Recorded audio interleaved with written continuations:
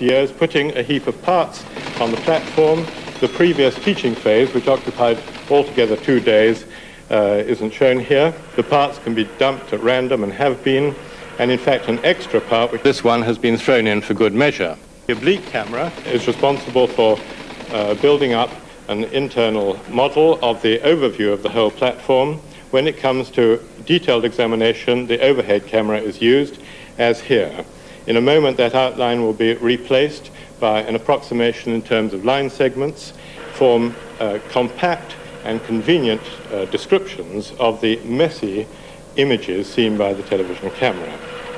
Having identified that as a car body, constructing internal descriptions of messy and complex external phenomena, including, for example, jumbled heaps of that sort.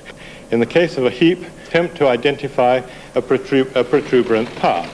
These are potential hand positions. There's a little bit of internal planning going on to try and find positions for placing the two hands which will be suitable for grabbing that protuberant part. The system will now look around the platform. That little twitch was to shake off anything which a caricature, a simple description made. This will be matched and identified as a wheel.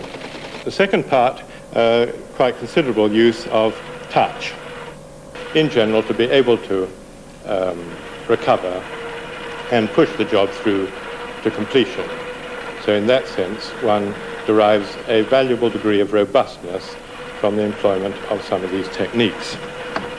Slightly more advanced tour de force has been attempted and teach the system to approach a jumbled heap consisting both of car parts and ship parts, completely mixed up, and successfully disentangle them, identify them, and construct one finished car and one finished ship. My main thesis is that artificial intelligence is indeed a subject with its own purposes, its own criteria, and its own professional standards, and it is not to be identified with specific application areas.